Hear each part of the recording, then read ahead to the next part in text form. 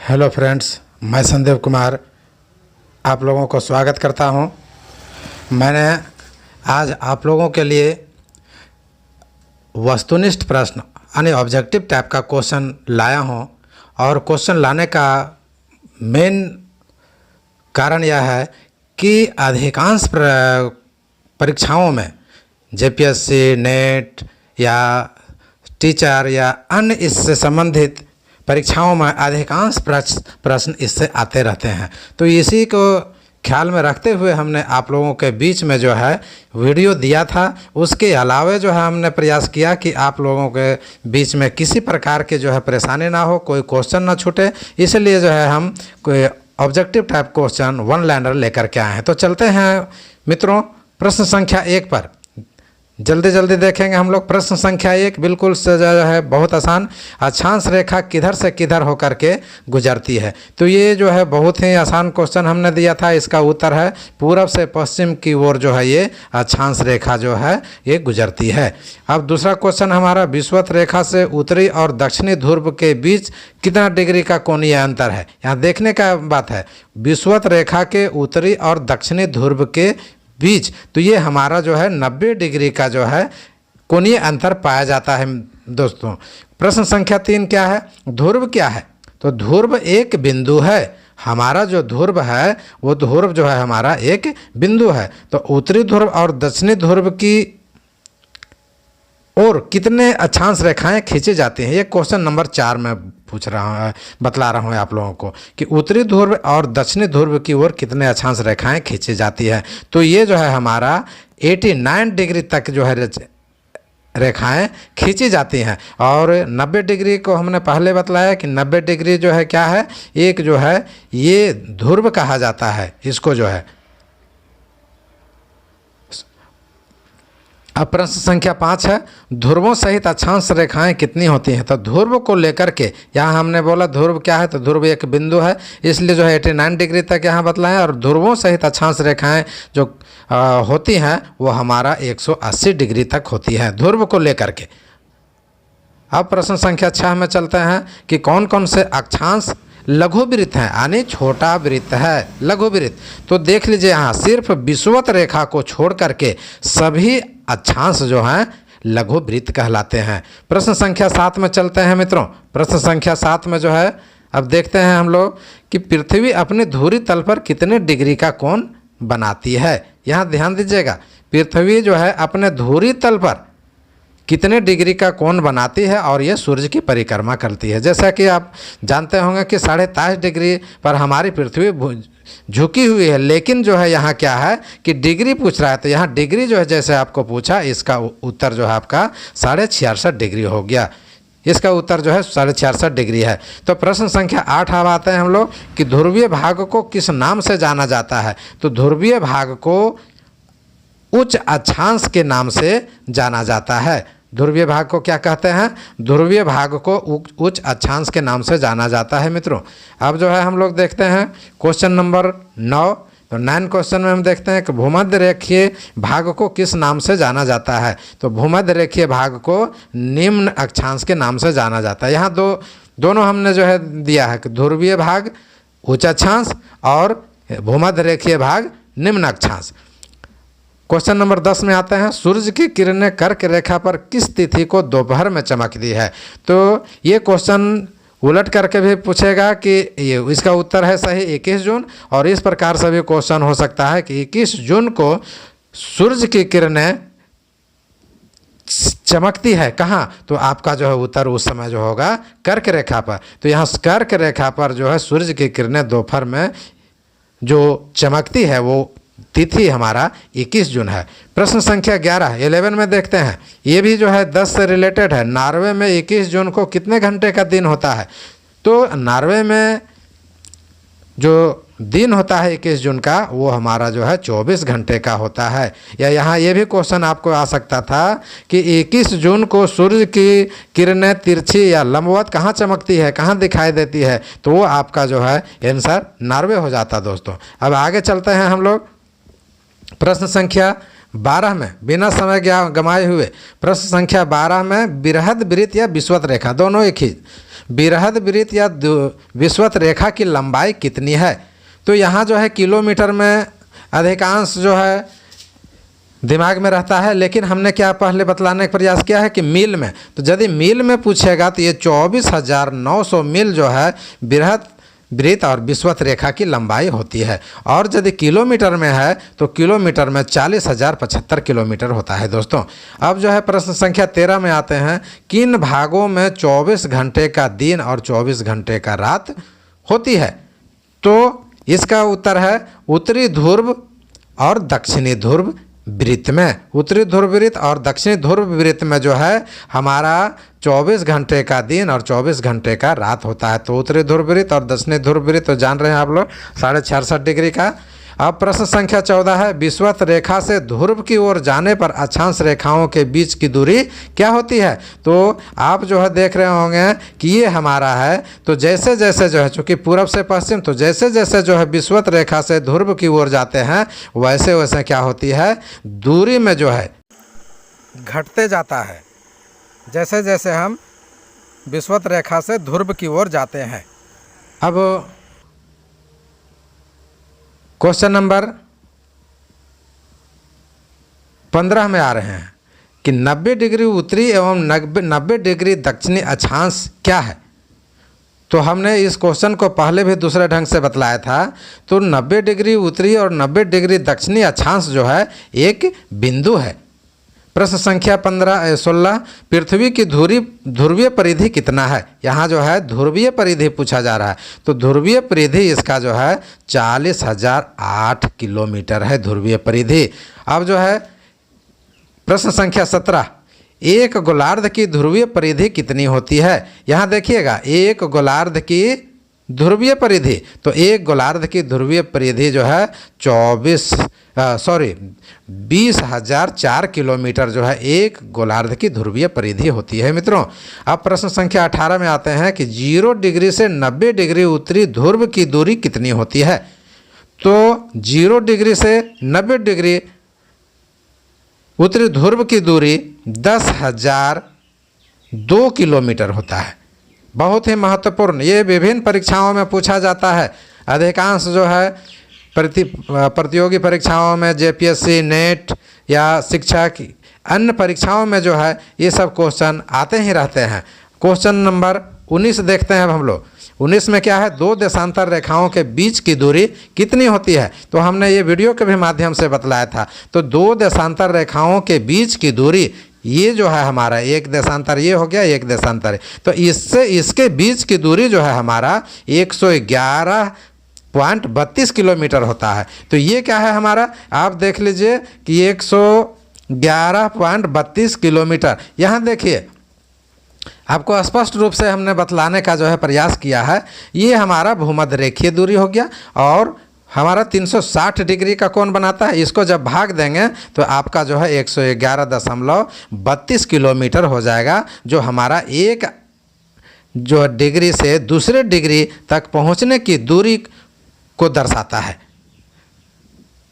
अब हमारा अगला प्रश्न है मित्रों, प्रश्न संख्या 20 पर आते हैं हम लोग। 20, क्वेश्चन नंबर 20, मकर रेखा एवं मकर रेखा में ध्यान देने की बात है, कर्क रेखा और मकर रेखा। तो मकर रेखा में मकर संक्रांति और शीत संक्रांति और दक्षिणी गोलार्ध में सबसे बड़ा दिन कब होता है। यहाँ 3 क्वेश्चन को हमने एक ही में लाया है। मकर रेखा में मकर संक्रांति या शीत संक्रांति, उसके बाद दक्षिणी गोलार्ध का है, चूँकि मकर रेखा दक्षिणी गोलार्ध में, तो ये दक्षिणी गोलार्ध में सबसे बड़ा दिन कब होता है। बहुत ही महत्वपूर्ण प्रश्न है, ये बहुत परीक्षाओं में आ चुका है दोस्तों, इसलिए मैंने इसे जो है स्पष्ट रूप से बतलाने का प्रयास किया और 3 क्वेश्चन को इसमें हमने डाला है। तो इसका सही जवाब है 22 सितंबर को। तो 22 सितंबर को जो हमारा मकर संक्रांति शीत संक्रांति की स्थिति होती है और दक्षिणी गोलार्ध में सबसे बड़ा दिन होता है, कारण कि वहाँ सूर्य जो है हमारा ये लंबवत रूप में चमकता है, दिखाई देता है। इसी के चलते अब प्रश्न संख्या हमारा जो है 23 है। प्रश्न संख्या 23 में देखते हैं हम क्या है कि किस तिथि को कर्क रेखा एवं मकर रेखा पर सबसे बड़ा दिन होता है? बहुत महत्वपूर्ण प्रश्न है, बहुत ही महत्वपूर्ण प्रश्न, कई बार ये परीक्षाओं में पूछा गया है और पूछते ही रहता है। तो इसका सही उत्तर है कि सबसे बड़ा दिन कर्क और मकर रेखा में जो होता है वो हमारा जो है 21 जून और 22 दिसंबर को है। 21 जून और 22 दिसंबर को कर्क रेखा और मकर रेखा में सबसे बड़ा दिन होता है। अब हम प्रश्न संख्या 22, प्रश्न संख्या 22 में हम लोग आते हैं मित्रों। देखते हैं प्रश्न संख्या 22 में आगे हम, और यहाँ जो है हम देख रहे हैं कि प्रश्न संख्या 22 है हमारा। 22 में क्या है? 0 डिग्री अक्षांश रेखा, जिसे भूमध्य रेखा भी कहते हैं, से होकर गुजरने वाली देशों की संख्या कितनी है? 0 डिग्री से भूमध्य, ये जो है हमारा, ये 0 डिग्री या भूमध्य रेखा कहते हैं इसको मित्रों। तो इससे होकर के गुजरने वाले देशों की संख्या हमारा जो है 12 है मित्रों।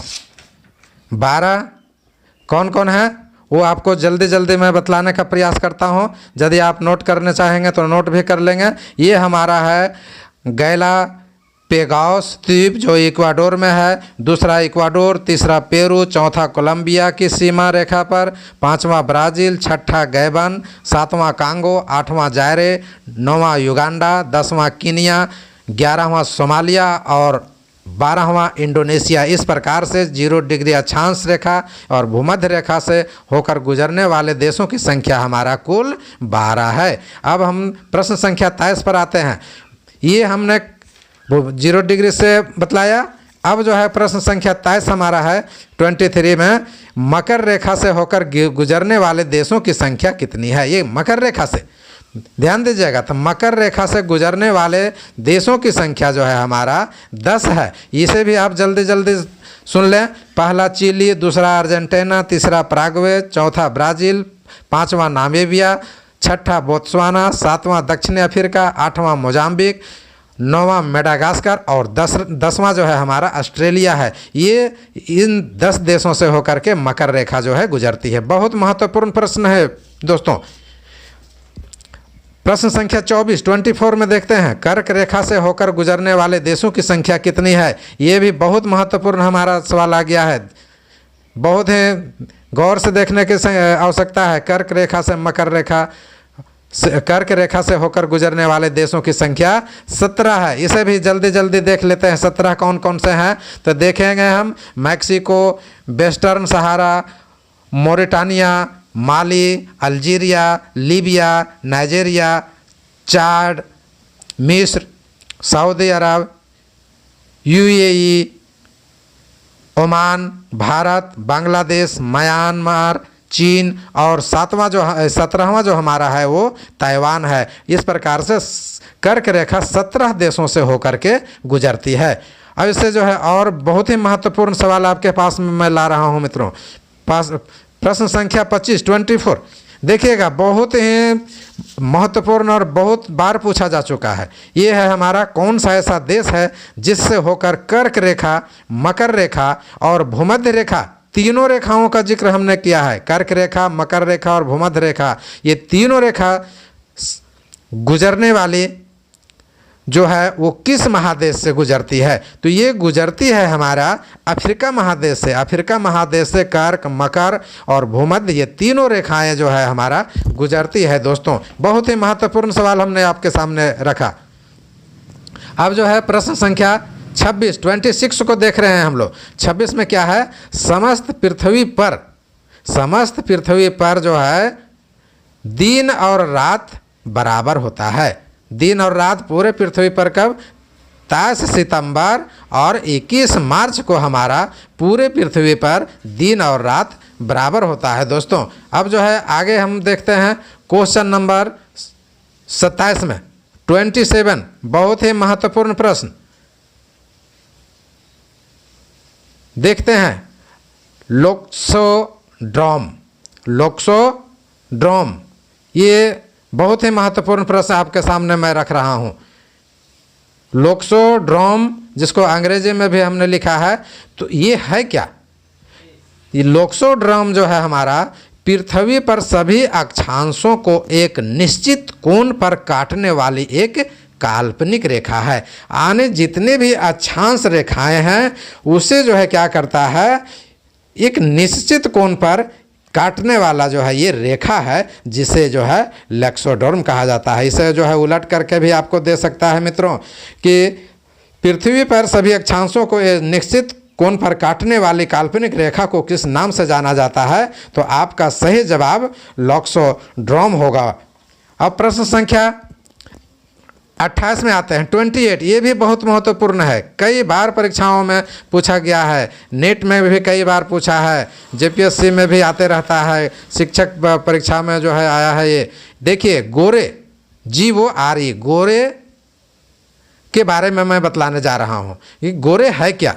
तो गोरे जो है दो देशांतर के मध्य का क्षेत्र कहलाता है। दो देशांतर के मध्य का जो है क्षेत्र ये हमारा गोरे कहलाता है दोस्तों। दो देशांतर के बीच का जो भाग है ये हमारा जो है गोरे कहलाता है।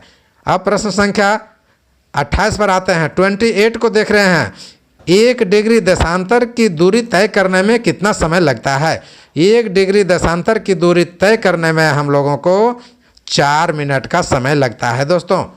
1 डिग्री से दूसरे डिग्री, चूँकि हमने बतलाया था कि एक से देशांतर से दूसरे देशांतर के बीच की दूरी 111.32 किलोमीटर और 1 डिग्री से देशांतर की दूरी यानी कि यहाँ से यहाँ तक जो पहुँचेगा 1 डिग्री का जो है यहाँ दूरी तय करने में ये हमारा जो है 4 मिनट का समय लगता है। तो वो कैसे है? 360 डिग्री हमारा जो है ये सर्कल हुआ और पृथ्वी हमारे जो है 24 घंटे में जो है घूम जाती है। तो जिसके चलते 360 डिग्री को हमने 24 से भाग दिया। आप देखेंगे इसको तो 15 डिग्री ये देशांतर में आएगा। तो 1 डिग्री का वैल्यू कितना बतलाएं हमने? 4 मिनट। तो 4 को 15 से आप भाग दीजिए, 15 चक 60, इसलिए जो है इसे वृत्त घंटा के नाम से भी जाना जाता है। तो आज का हमारा जो है बहुत महत्वपूर्ण प्रश्न आपके सामने आया मित्रों, जो विभिन्न प्रतियोगी परीक्षाओं के लिए अति महत्वपूर्ण है।